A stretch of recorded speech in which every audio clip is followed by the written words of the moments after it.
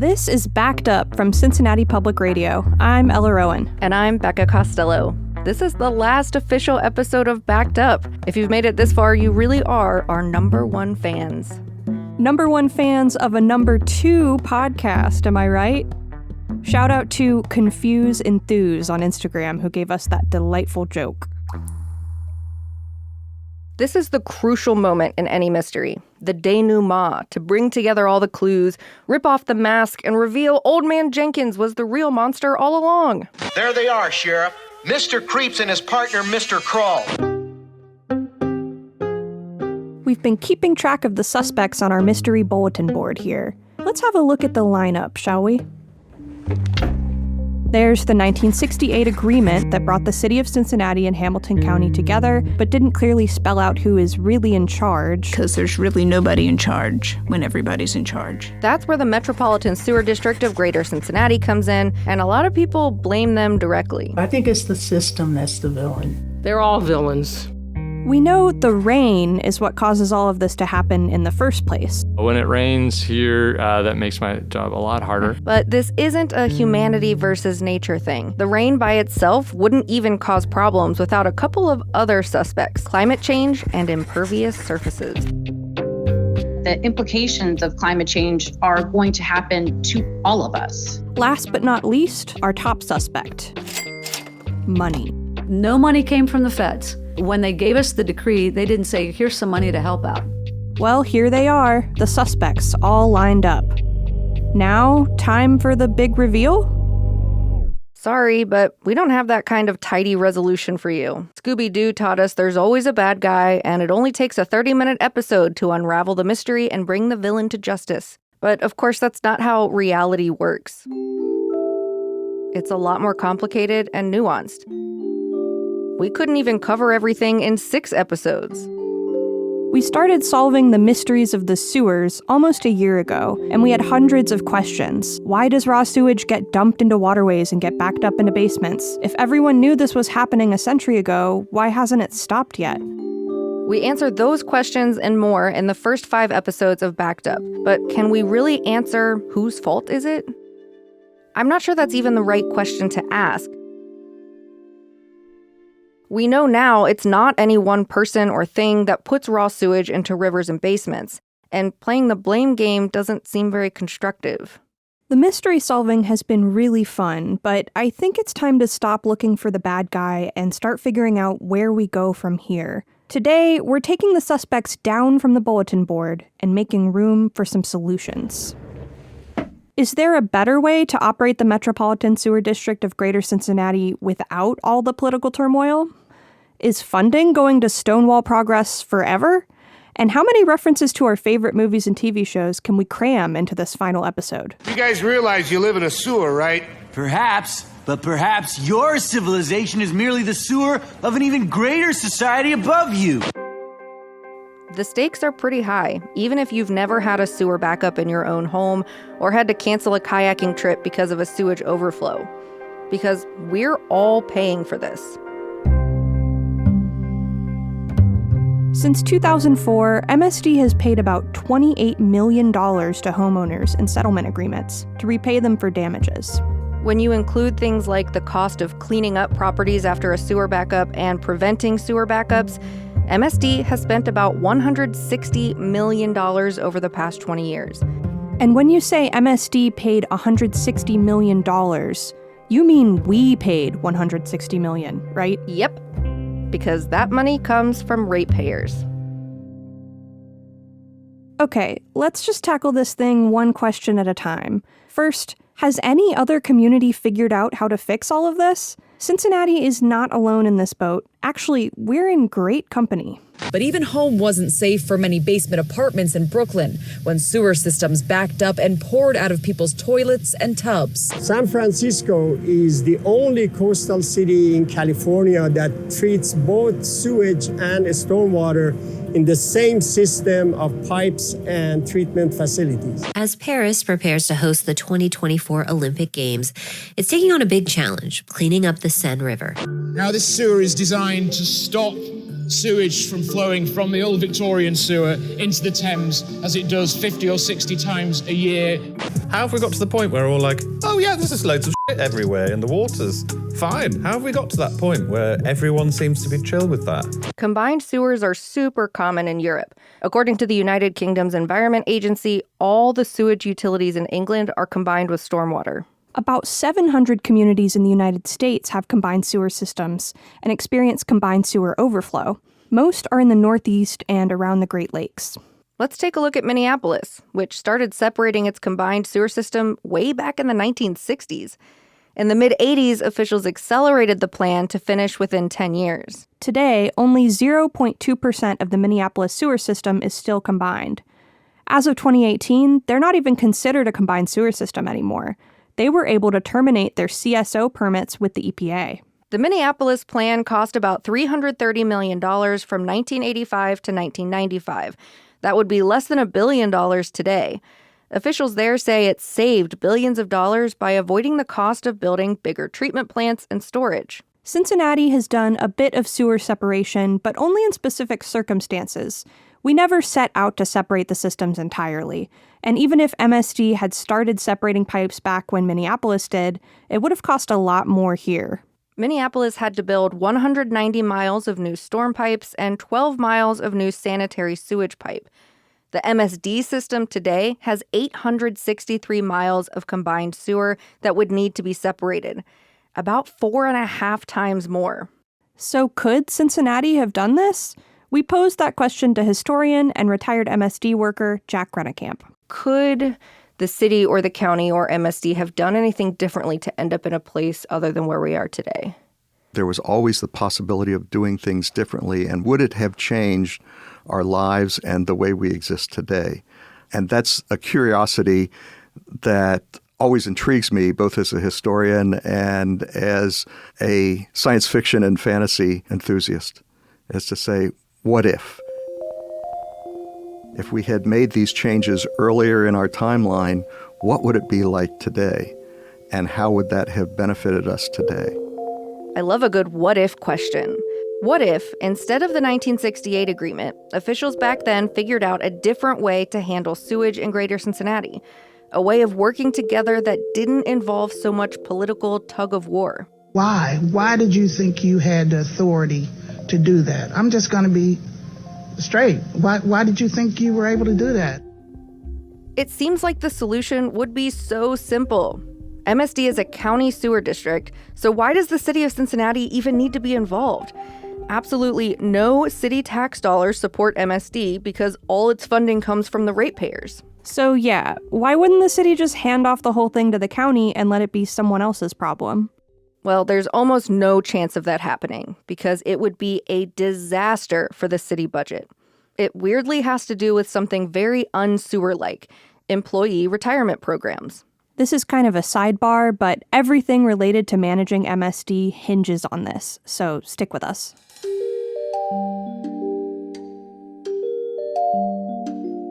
Most public workers in Ohio are part of a statewide pension called the Ohio Public Employees Retirement System, or OPERS. I think this is my favorite acronym.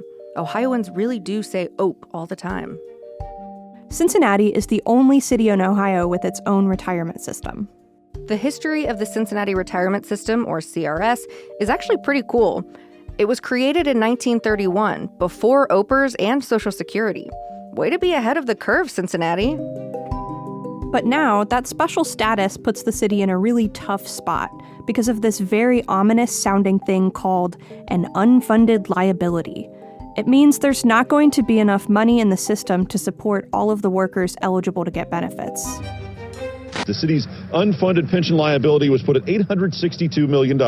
We've been talking about this for decades. It's been a cloud that's been hanging over this city budget for such a long time. So how does all this relate to MSD?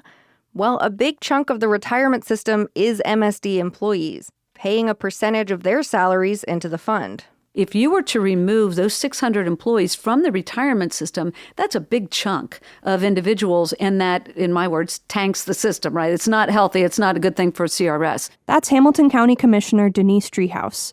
explaining why the city can't just give the whole sewer system to the county and be done with it. Way back in episode 2, we talked about how the city and county finally came to an agreement to separate amicably. Denise helped negotiate that plan. The city runs the system, but we create the policy to inform how they run it. And so when we don't have a direct line to the director, some of the engineers, some of the attorneys, it just becomes cumbersome. It was this balance of reasonable rates, keeping the employees in CRS, and then providing a system where we had some direct communication with the people that were making the calls over at MSD. So the city and the county proposed a plan to create a 5-member citizen board to handle major policy decisions for MSD, including hiring the director. All MSD employees would be working for Hamilton County instead of the city of Cincinnati, but crucially would stay in the Cincinnati retirement system, at least in the short term. City and county officials went to OPERS and said, hey, can you take over the entire Cincinnati retirement system instead of just the MSD employees? Everybody knew OPERS would probably say no, because absorbing CRS would mean taking on that giant unfunded liability. So Denise says they factored that in when asking OPERS to take over the city's whole pension fund. We pitched that, but said you don't have to take CRS right away. Look at their financials, look at their fiscal stability, and just take a look every 5 years at whether or not you think it's a good idea to absorb CRS into OPERS. It's your call. You make the decision. The only obligation is to take a look every 5 years. So that was what we were asking them to do. And what was the response? Well, after about a year's time of us calling and badgering them for a decision, eventually they said they were not interested in that, which was very disappointing after all the work we had put into it and an agreement between the city and the county, which was not easy to achieve. This is where the whole deal fell apart. And the retirement fund issue is why finding a better management situation for MSD is so difficult. But there is one option that wasn't available back in 1968. And it could be a solution now. Interestingly, it came up in a totally unrelated news story this year. $439 million. That's the deficit projected in the city's operating budget over the next decade. The plan to cut that deficit, now addressed in a 77-page report. A group called the Futures Commission recently put out a report recommending ways to stabilize the city budget. Mayor Aftab Purval created the commission, which included business, community, and labor union leaders. One of the challenges they looked at is the retirement system's unfunded liability problem. Their solution? Make Greater Cincinnati Waterworks a regional water district. This would not be privatizing the water utility, but it would mean creating a new public entity that would buy all the GCWW assets and expand service throughout the area. Cincinnati would use the revenue as a one-time boost for the retirement system, reducing the unfunded liability enough for OPERS to be willing to take it over. A regional water utility would be regulated by Ohio Revised Code Section 6119. That's the same section of state law that governs the Northeast Ohio Regional Sewer District. Those are the folks up in Cleveland managing both sewer and stormwater. And it just so happens to be the kind of regional system that MSD Director Diana Christie thinks might be a good fit for Cincinnati. We have limitations because of what county sewer districts are limited by. And if we were under a different governance structure, like a 6119, we could develop something that, is more suited to what we need here in Greater Cincinnati. It's not necessarily for me to explore it, but it is what I think should be the long-term goal. I think it is the best way for us to really work toward these type of solutions that we're going to need. It's not just the governance between the city and the county that would change. A regional district like this could include stormwater too, just like up in Cleveland. This means the area could cover 2 birds with 1 umbrella, or something like that, by simplifying how we address sewer and stormwater. Stormwater as a whole across the county is at times very fragmented. Eric Saylor is the director of Cincinnati's Stormwater Management Utility. He says the fragmented system of stormwater management is one of the area's biggest challenges. We don't have one singular entity governing everyone, overseeing that work. And you have a lot of different pieces. And so every municipality is really focused upon its municipality and its infrastructure. Even though most of Hamilton County is part of MSD's sanitary sewer system, each individual community is still responsible for their own stormwater management.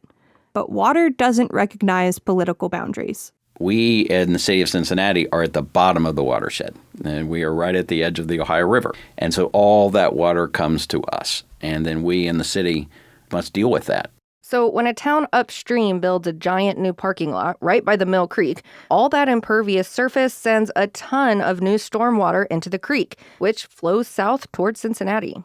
That happens on a more individual scale, too. And we've seen situations like that where we would get a call from a customer, and it would be a bit of a head scratcher to us because we'd never had problems in that area before. There was more water in the creek than there used to be, they felt, and it was coming up onto their private property a little bit more. And so we just put our boots on and kept walking up that creek and walked and found out that another municipality had put in a new development and they had increased water into the creek. And now our customers were having some difficulties that they hadn't had before. And so that just speaks to me of the need to have better communication and collaboration so you're not negatively impacting another community and their customers. Eric says Cincinnati doesn't have any authority over development in neighboring communities, even if what happens there has a big impact here. Maybe sometime down the road, if the area decided it wanted to move to a sort of a countywide stormwater and sewer district, that has come up in conversations now and then over the course of my career.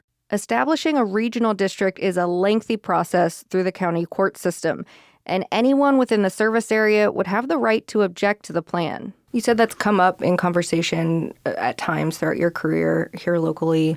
And obviously it hasn't happened, so there are, reasons that hasn't gone forward.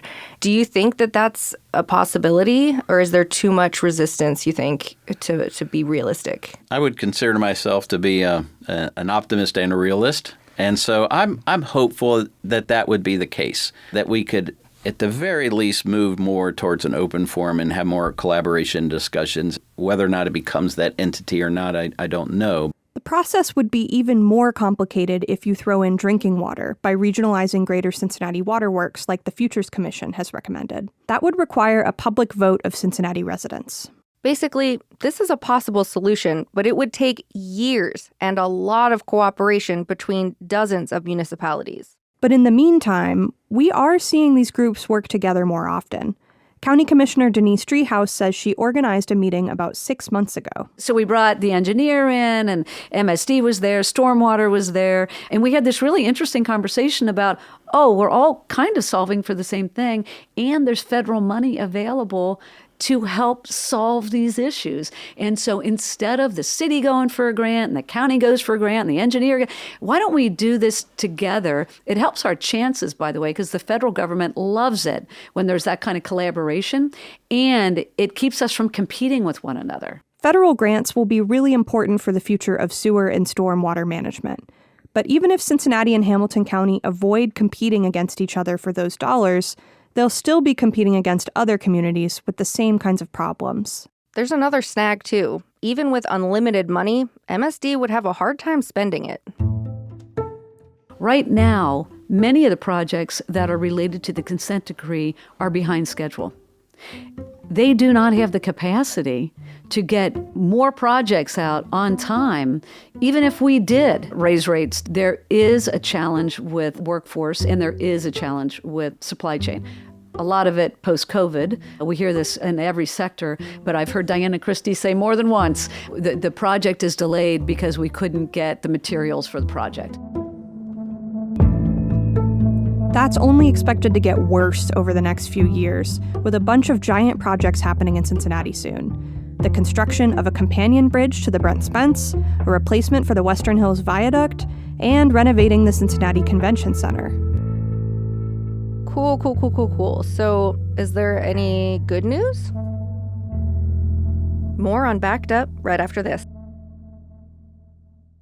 This week on Looking Up. The average backyard astronomer can actually do something that the major astronomers generally cannot. I talk with Robert Nemiroff, one of the creators of your favorite daily dose of inspiration, the website Astronomy Picture of the Day. It occurred to us that we could come up with a web page and every day just post one of these images, and since we're both astronomers, we could just give a short explanation as to what it really is. or wherever you get your podcasts and WVXU.org. Did you know I sometimes talk about local issues other than the sewer system? Shocking, I know. If you appreciate local journalism like this podcast, you should check out the other great work of the WVXU News team. You can sign up for the Daily View, a newsletter of top stories every weekday morning. And our local news is always free, never ever behind a paywall, at WVXU.org. If you're not a regular listener to Cincinnati Public Radio, you might be surprised to learn we're nonprofit. That means we need support from our audience to operate. So if you want to support more local journalism like Backed Up, consider donating at WVXU.org. So far this episode, things have looked pretty bleak. Cities all over the world are dumping raw sewage all over the place. Nobody has a magic wand to fix it, and all the solutions cost so much money. Let's shift gears and put some more optimistic questions up on the bulletin board. What does success look like, and how will we know when MSD is in compliance with the Clean Water Act? Well, there's never been an expectation that combined sewer overflows will go away completely. Compliance is more about having controls in place to make it very rare.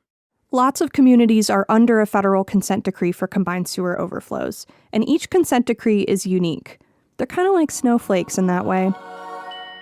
Each consent decree was negotiated by local officials and the EPA, and has its own goals for compliance. The overall objective is to reduce combined sewer overflows in terms of how much we reduce them. Those are set based on the CSOs themselves. In this context, CSO means the actual pipe that dumps untreated sewage and stormwater during heavy rain. Right now, MSD has 201 overflow points permitted by the EPA. That means the feds know about them, and MSD has to report how often overflows happen. Success for MSD means eliminating some of these overflow points altogether. But it could also mean reducing how often a certain CSO overflows, or reducing how much overflow goes through that pipe. The overall approach has always been tied to affordability. The EPA gives cities flexibility in meeting requirements, especially cities that are financially disadvantaged. Whereas we do not have an end date. We have to schedule each phase of the work based on what is affordable for the community, for our ratepayers, based on the projects and the scope of work. So here's what happens next. The county just recently submitted Phase 2B of the consent decree to federal regulators. This is the next step in reducing combined sewer overflows. The proposal is to build a high-rate treatment facility at the Little Miami wastewater treatment plant. It's basically a supplemental facility that only operates during wet weather, taking on the extra stormwater that the existing treatment plant can't handle. This phase of work is expected to cost about $1.8 billion, and that means rates will have to go up, an estimated 4.5% every year between 2025 and 2035. And that won't even be the end of the consent decree. There are still more projects to complete. In 2009, MSD was dumping about 14 billion gallons of combined sewage and stormwater every year. Now, that's down to between 6 and 7 billion gallons a year, depending on the weather. Phase 2B is expected to reduce that by another 1.5 billion gallons. MSD and other groups are measuring the effect on the Mill Creek and the Ohio River. 25 years ago, American Rivers named the Mill Creek the most endangered urban river in North America. Pollution from combined sewer overflows added to industrial waste being dumped straight into the creek. Pollution until the early 1980s killed almost all life in the stream. It was a dumping ground, not habitable for creatures big or small.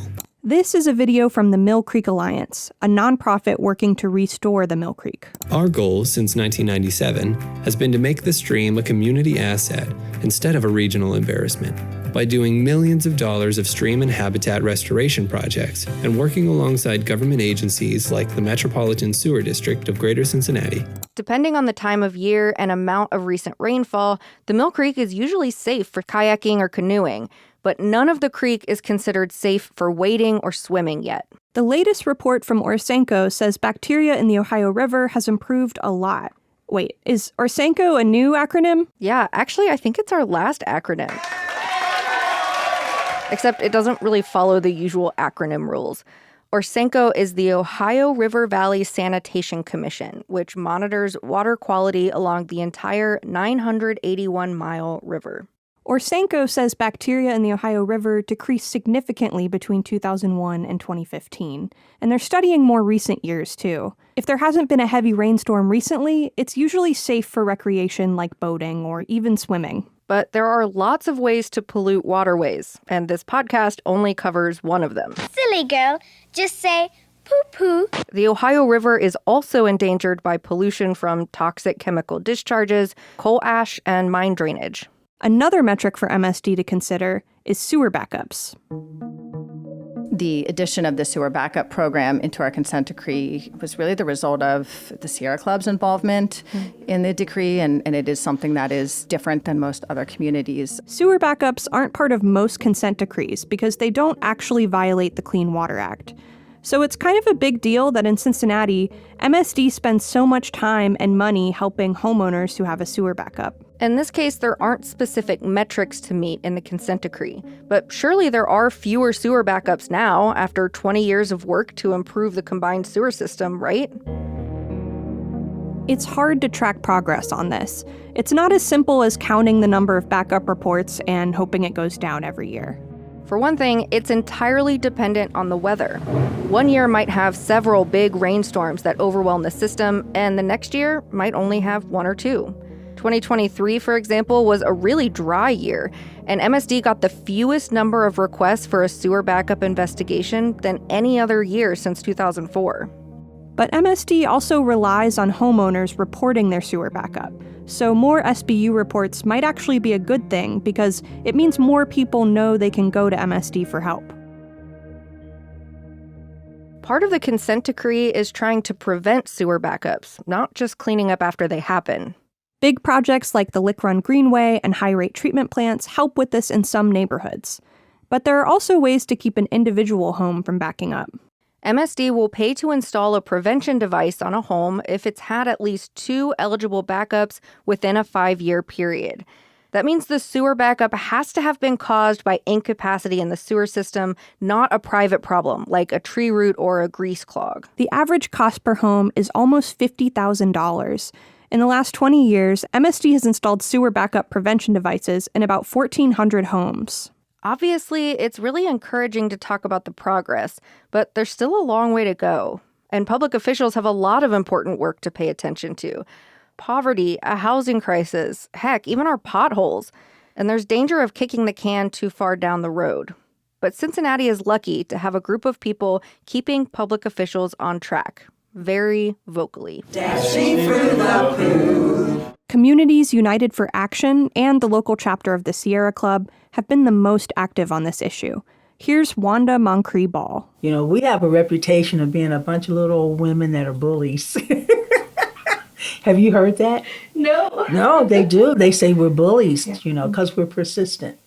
But we're supposed to be persistent. And we have the time to be persistent because we're retired. That has been one of the biggest challenges. Trying to have people that are in my circle become rebels and try to fight this thing.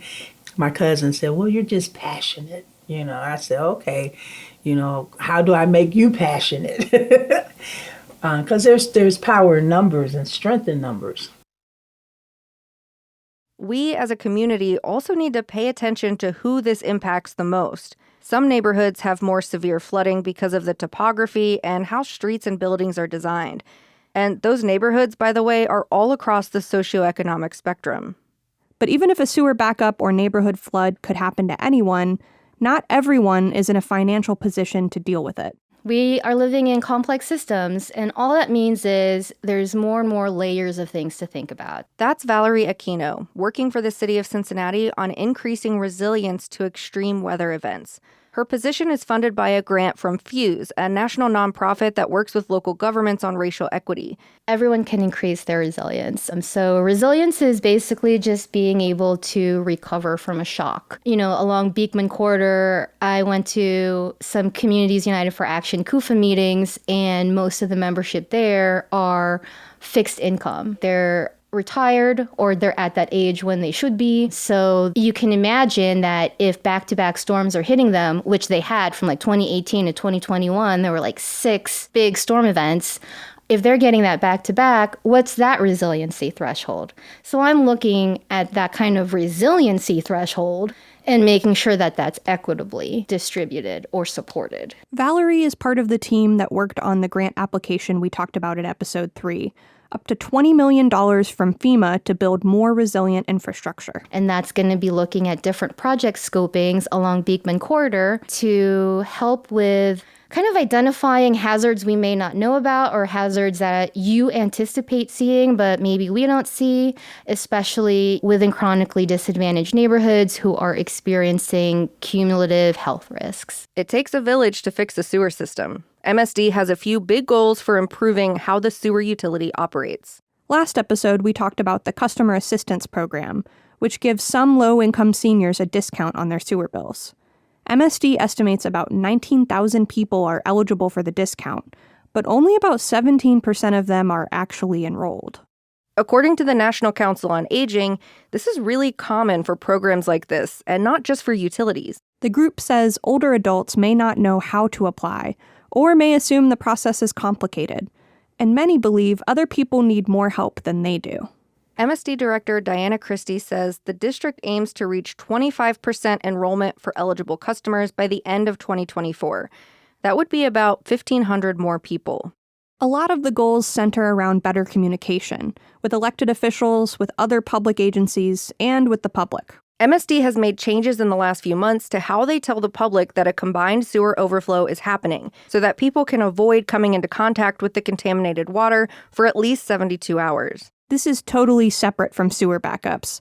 MSD has no way of knowing where those happen until they're reported by homeowners. But when it comes to untreated sewage flowing into public waterways, MSD can track exactly when each overflow pipe is active and for how long. There are signs posted at each combined sewer overflow point, and MSD used to send vague emails anytime an overflow was likely to happen.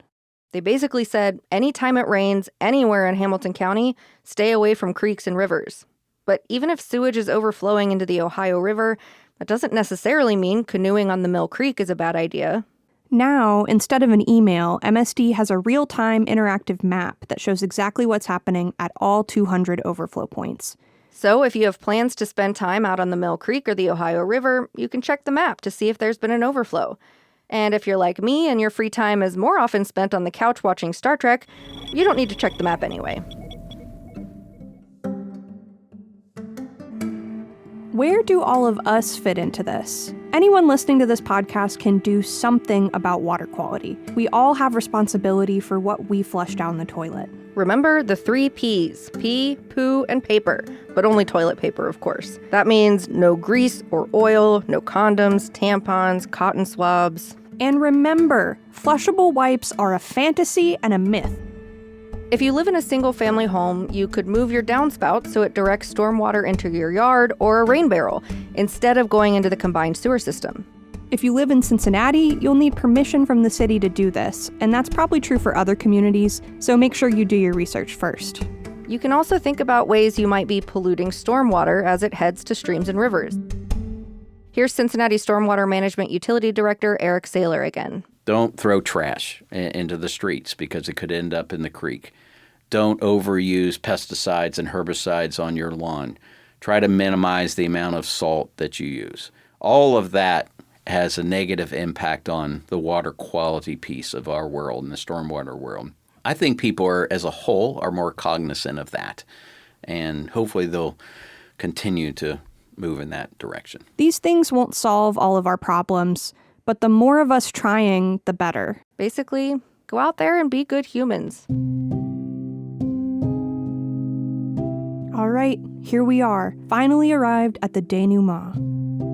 We don't have a villain to unmask, but we still have a lot to think about. Former MSD employee and historian Jack Rennekamp says we have to look backward to understand the future. History is always with us. It's something that develops and advances and progresses. So those terms and concepts that were in use in 1968 are still in use in 2023, but they have different layers that have been placed upon them. As Shrek said in one of the movies, he's like an onion. You have to peel back the layers. Layers!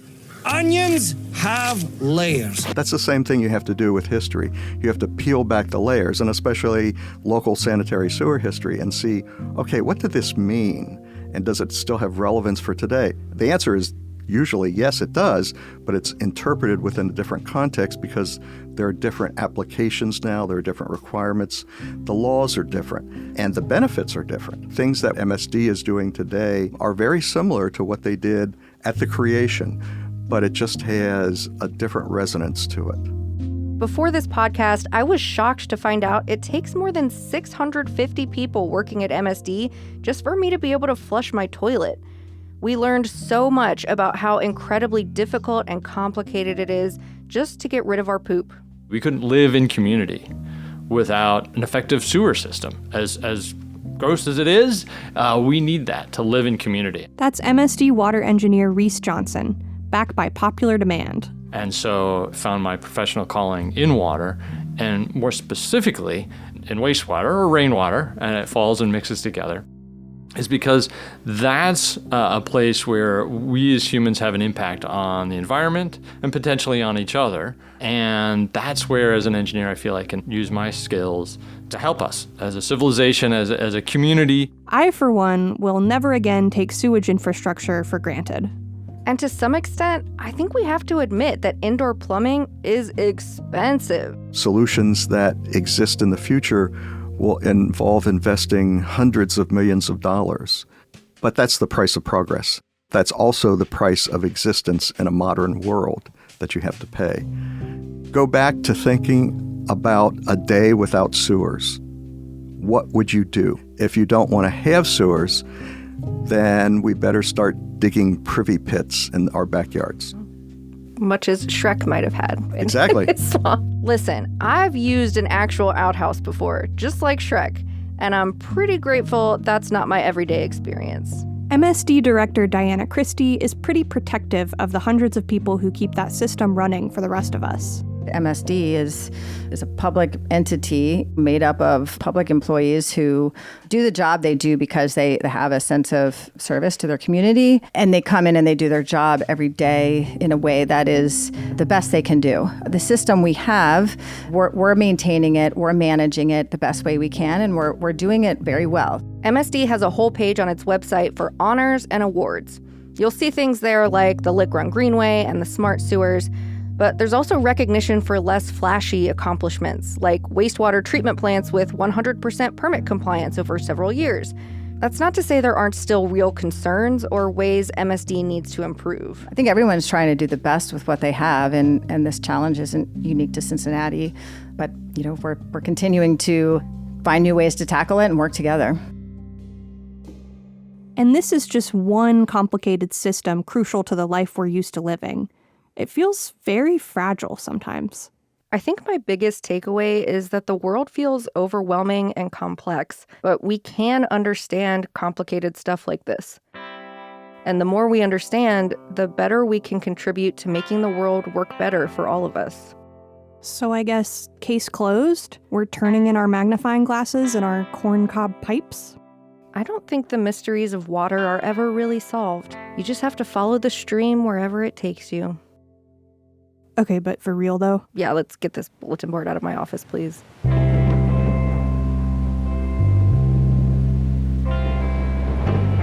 Backed Up is a Cincinnati Public Radio podcast produced with support from PRX and made possible in part by a grant from the John S. and James L. Knight Foundation. Backed Up is reported and produced by Becca Costello and Ella Rowan with support from Casey Kuhn. A lot of people helped put this podcast together. Leslie Smith, Tana Weingartner, Jen Merritt, Ronnie Salerno, Zach Carrion, Marshall Verbsky, Stephen Baum, Asia Michaud Johnson, Brittany Matey, and Kevin Reynolds. Marianne Selesnik is our VP of News. Janelle Walton is our VP of Content. Nicole Tiffany made our podcast cover art. Special thanks to Sam Ransahoff, Tony Carlson, Grace Abler, Stephanie Kuo, and Mike Rouzeau. We interviewed a few people that we didn't have time to include. So thank you to Matthew Fitzsimmons, Holly Christman, Steve Kennett, Professor Francis de los Reyes, Devonna Marshall, Brad Blankenship, and lots of folks at the Mill Creek Wastewater Treatment Plant. Go to wvxu.org/backedup to find a transcript of this episode and a link to a very cool digital exhibit about the history of Cincinnati sewers from our friends at the Cincinnati and Hamilton County Public Library. And I just have to say, I am getting emotional about finishing up this last episode because it's been really incredible to work on this with you, and I could not have done it without you. And I'm just really proud of what we were able to put together, and I am just really glad that you're my friend. So I also wrote something. Hold on. Oh, no. I feel very lucky to have had this opportunity to work with Becca, who is one of the kindest, most patient people I know. Working with Becca was a breeze, even on the hardest days. We share a sense of humor, and we both love Cincinnati, and I think that kept us going through all of this. And I'm so glad that you're my friend. Now I am crying. And thank you to all of you for listening. Thank you for listening and for sticking with us to the very end, like toilet paper stuck on your shoe. Well, if they let us anywhere near these things, I know my way around a WWTP-CEPTEHRT. So get me in there. I'm going to ask the Crick what it thinks about our new podcast, Backed Up. Okay, I am smelling things. I freaking love this town. I love this stinky sewer town, stinky sewer city. That's what we should call it. Stinky Sewer City. The big S. Sort through the BS to find the real S.